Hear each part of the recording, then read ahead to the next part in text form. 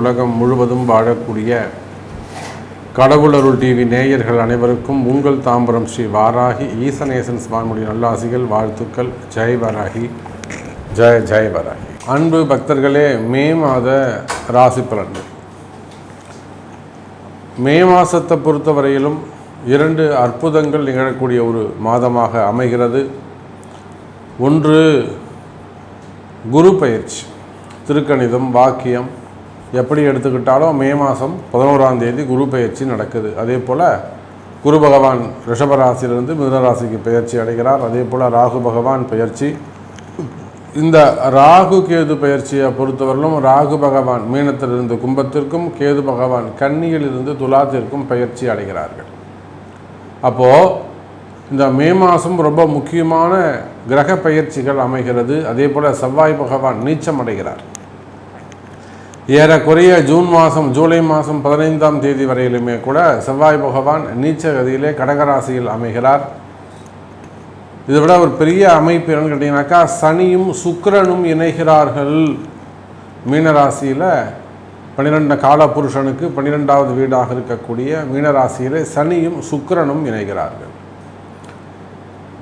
அப்போது இந்த மாதிரியான கிரக அமைப்புகள், மிதுனத்தில் குரு, கடகத்தில் செவ்வாய், சிம்மத்தில் கேது, அதே போல் கும்பத்தில் ராகு மற்றும் மீனத்தில் சனி சுக்கிரன், மேஷத்தில் புதன் பகவான். அப்போ ஏறக்குறைய செவ்வாயுடைய நீச்சமும் இங்கே சனி சுக்கிரன் சேர்க்கையும் தான் ஒரு பெரிய மாற்றத்தை ஏற்படுத்த போகிறது. சனி பகவான் நீச்சமடைகின்ற காரணத்தினாலே நிச்சயமாக ஒரு சில தொழில் செய்யக்கூடிய அன்பர்களுக்கு யோகமாகவும், அதே சமயத்தில் பல தொழில் மல்டி பிஸ்னஸ், ஒரே நபர் ஒரு ஆஃபீஸ் வச்சுருப்பாங்க, ஒரு டிரான்ஸ்போர்ட் வச்சுருப்பாங்க, அவங்களே விவசாயம் பண்ணுவாங்க, இன்னொரு பக்கம் பார்த்தீங்கன்னா கம்பெனி வச்சு நடத்துப்பாங்க, மல்டி பிஸ்னஸ் பண்ணுவாங்க. அந்த மாதிரியான பல துறைகளில் தொழில் செய்யக்கூடியவர்களுக்கு அல்லது உத்தியோகம் செய்யக்கூடியவர்களுக்கு சற்று கவனமாக இருக்க வேண்டிய ஒரு மாதமாகவும் இந்த மாதம் அமைகிறது. குறிப்பாக குடும்ப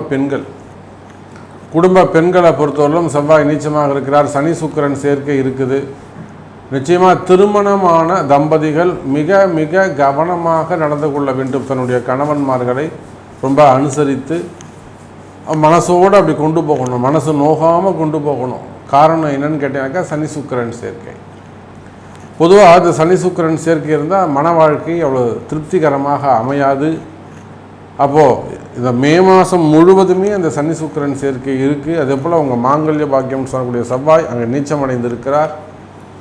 திருமணத்துக்கான பரிகாரங்கள் செய்வதாக இருந்தால் இந்த மாதிரி காலங்களில் செஞ்சீங்கனாக்கா அது பலன் கொடுக்காது. செவ்வாய் நீச்சமாக இருக்கின்ற காரணத்தினாலே ஒரு பொண்ணுக்கு உள்ள பையனுக்கு மாங்கல்ய தோஷம் ஏதாவது நிவர்த்தி பண்ணுறீங்க, இல்லை ஒரு வாழைமுறை கல்யாணம் பண்ணுறீங்க, இல்லை செவ்வாய் பரிகாரம் பண்ணுறீங்க அப்படின்னாக்கா இந்த மே மாதம் ஜூன் மாதம், அதாவது செவ்வாய் நீச்சமாக இருக்கின்ற காலங்களில் செஞ்சோம்னா அது பலன் தராது. அப்போ பல விஷயங்களை நம்ம உள்ள ஆராய்ந்து இந்த மாதம் நம்ம எதெல்லாம் செஞ்சால் ஜெயிக்க முடியும் அப்படிங்கிற ஒரு விஷயத்தை கையில் எடுத்து தான் இந்த மே மாத ராசி பலனை நாம் சொல்கின்றோம். வாருங்கள் ராசி அன்பர்களே, உங்களுக்கான மே மாத ராசி பலன் என்னன்னு தனித்தனியாக பார்த்து விடுவோம். அன்பார்ந்த விருச்சிக ராசி அன்பர்களே, விருச்சிக ராசி அன்பர்களே, மே மாதம், இந்த மே மாதத்தை பொறுத்தவரையிலும் விருச்சிக ராசி அன்பர்களுக்கு ராசிக்கு 5ஆம் இடத்தில் இருக்கக்கூடிய சனி பகவான், ராசிக்கு 9ஆம் இடத்தில் இருக்கக்கூடிய செவ்வாய் பகவான், அதே சமயத்தில் 4, 10ஆக இருக்கக்கூடிய ராகு கேதுக்கள், விருச்சிக ராசிக்கு மையப்புள்ளியில் போய் ராகுவும் கேதுவும் உட்கார்ந்துருக்கு. பொதுவாக ராகு கேதுவுடைய அச்சு பகுதி அப்படின்னு நம்ம ஜோதிடத்தில் ஒன்று உண்டு, நம்ம சொல்வது உண்டு. அப்போ விருச்சிக ராசி அன்பர்களே, ராகு கேதுவுடைய மையப்புள்ளியில் அமைந்திருக்கின்ற விருச்சிக ராசி அன்பர்களே, எதையும் எச்சரிக்கையாக கவனமாக செய்ய வேண்டும்.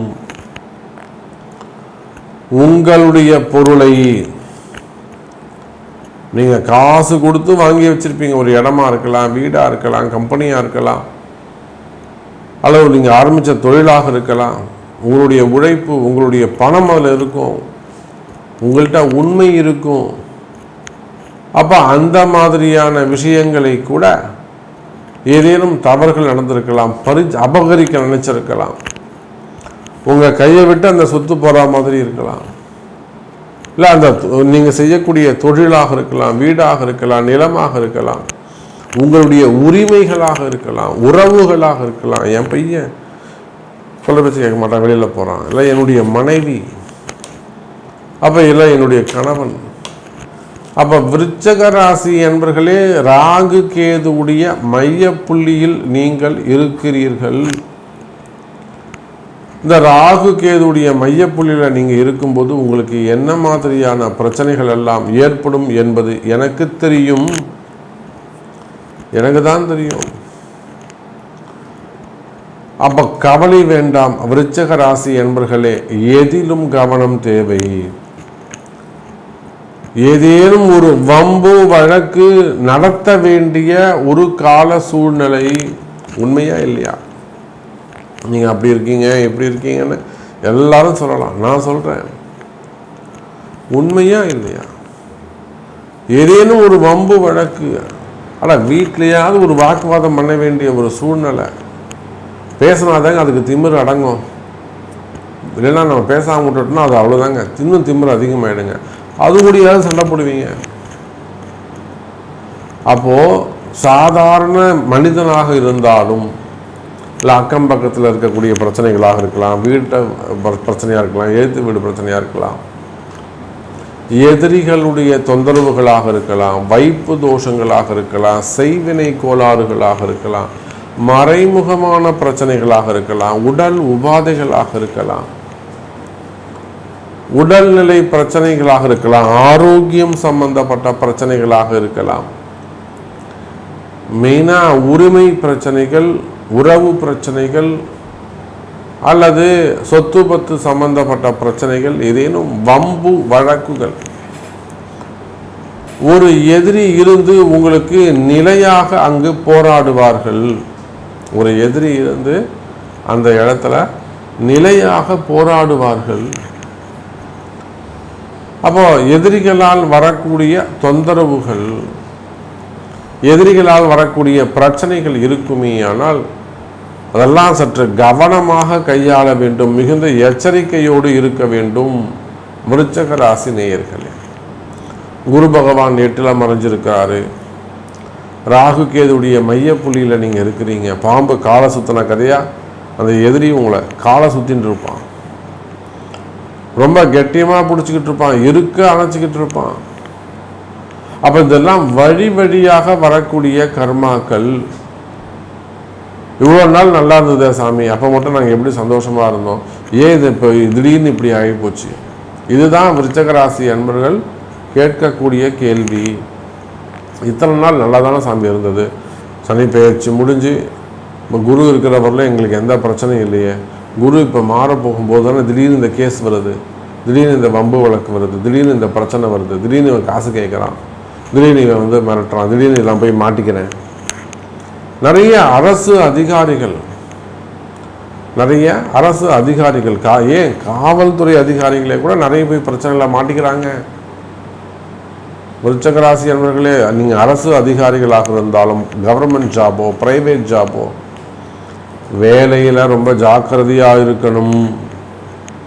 தேவையில்லாத வீண்பழி அவமானங்கள், தலைகுனிவு, செய்யாத குற்றங்களுக்கான தண்டனைகள்,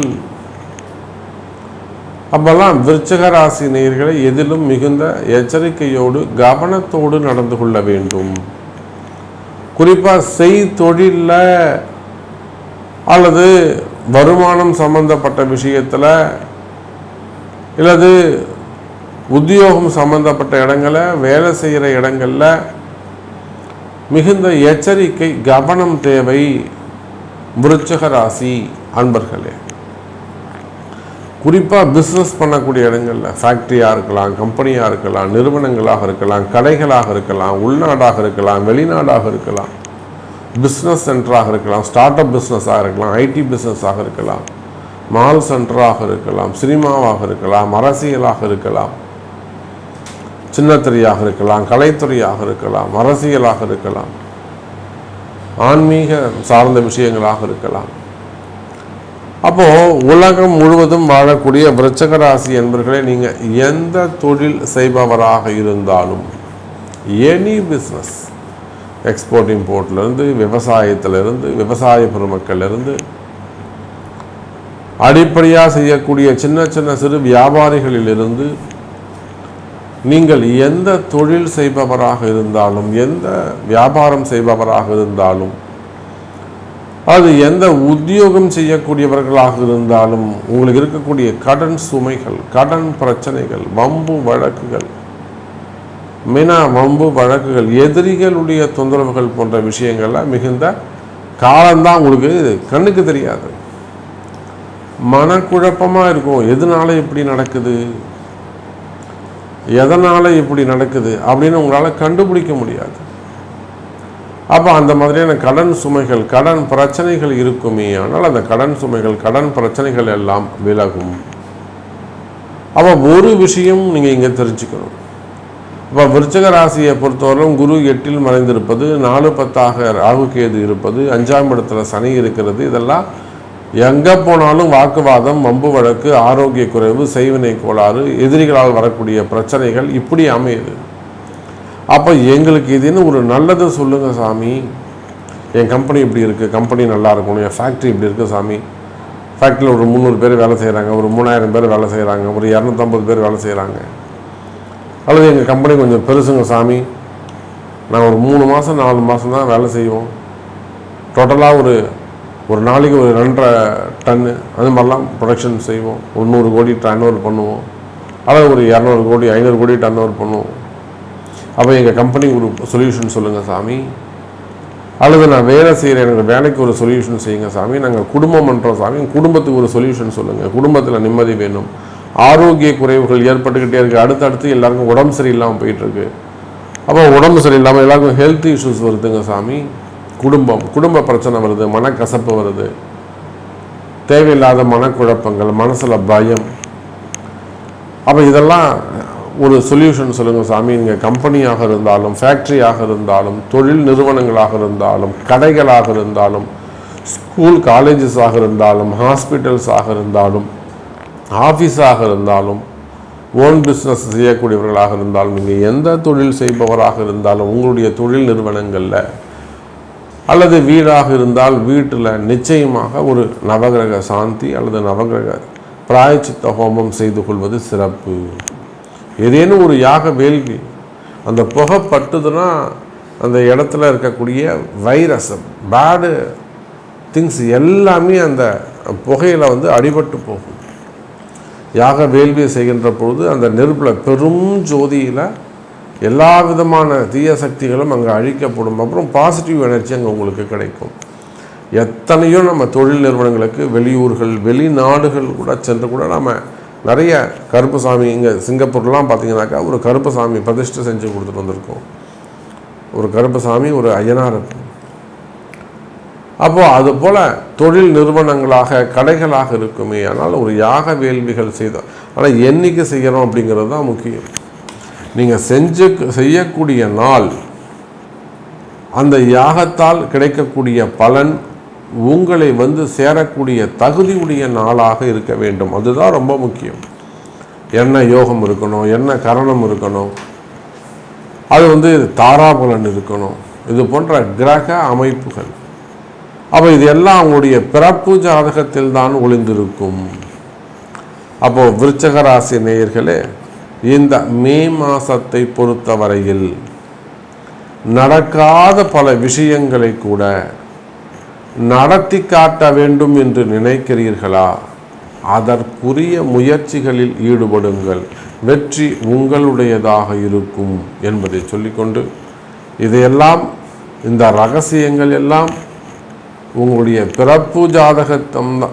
பிறப்பு ஜாதகம்தான் தீர்மானிக்கும். உங்கள் பிறப்பு ஜாதகம்தான் பேசும் என்பதையும் சொல்லிக்கொண்டு, மீண்டும் ஒரு அற்புதமான பதிவில் சந்திக்கிறேன். நன்றி. நமச்சிவாயம். ஜெய் வராகி. ஜெய் ஜெய். கடவுள் அருள் டிவியை பார்த்தமைக்கு நன்றிகள். மேலும் இது போன்ற தகவல்களை தெரிந்து கொள்ள கடவுள் அருள் டிவியை சப்ஸ்கிரைப் செய்யுங்கள். மறக்காமல் பெல் ஐக்கானை கிளிக் செய்யுங்கள்.